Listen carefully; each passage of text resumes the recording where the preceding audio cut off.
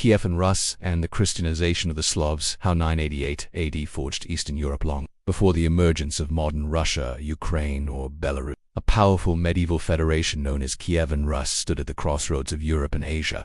From the 9th to the 13th century, this early Slavic state shaped the political, cultural, and religious foundations of Eastern Europe. Its defining moment came in 988, when Prince Vladimir the Great adopted Orthodox Christianity as the state religion. This act transformed not only Kievan Rus but the identity of an entire region for centuries to come. A federation of Slavs and Norsemen, Kievan Rus was born from a fusion of Eastern Slavic tribes and Scandinavian Norsemen, known as According to the primary chronicle, the local Slavs invited a Varangian prince named Rurik to bring order and leadership. He established his rule in Node, and his successors eventually moved the capital south to Kyiv node and trade between the Baltic and the Byzantine Empire. By the 10th century, Kievan Rus had become a wealthy and sophisticated state. It controlled vital trade routes, minted its own currency, and hosted a blend of pagan, Slavic, and Norse traditions. Prince Vladimir's choice.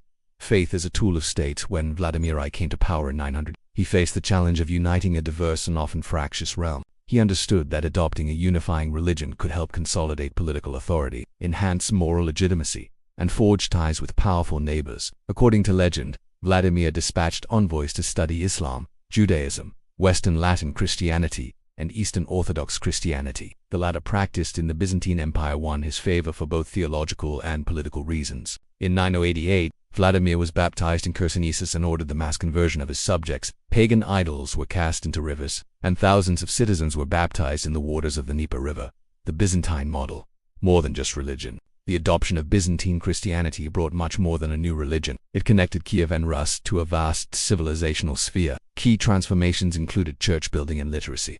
The Cyrillic script, developed earlier by Saint Cyril and Methodius, spread throughout the region. Texts were translated into Old Church Slavonic, enabling mass literacy in religious contexts. Legal reform, inspired by Byzantine law. Vladimir and his successors began codifying local legal traditions, culminating in the Reskia Pravda, one of Eastern Europe's earliest legal codes. Art and architecture, magnificent stone churches, mosaics, and religious icons became central to urban life. The construction of St. Sophia Cathedral in Kyiv was a major milestone in Eastern Slavic cultural identity. In short, Christianity became not only a spiritual anchor, but the basis for literacy, law, governance, and a new cultural identity. The golden age of Kievan Rus under Yaroslav the Wise. The state reached its peak. Yaroslav forged dynastic ties with European monarchies, promoted religious and legal institutions, and turned Kyiv into a thriving metropolis. The city was so advanced that foreign visitors described it as rivaling Constantinople in splendor. The nobility and clergy gained prominence,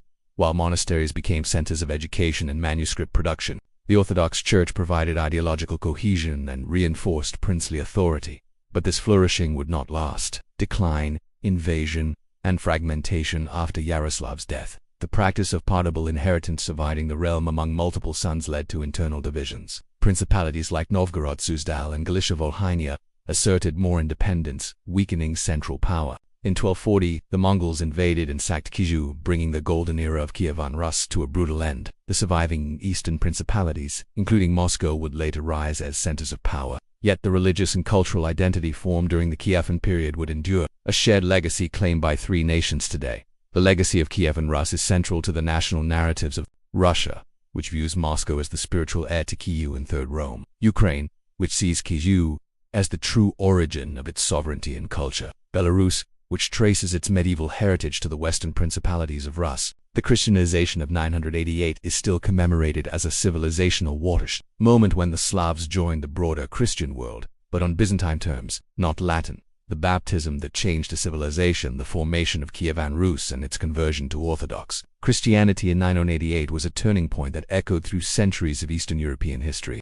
It gave rise to a new spiritual, cultural, and political order anchored in Orthodox faith, Slavic language, and princely authority. While Kievan Rus eventually fractured, its influence is still deeply embedded in the identity of the Eastern Slavic world. Understanding this chapter is essential to understanding the historical tensions, alliances, and religious divisions that continue to shape the region to this day.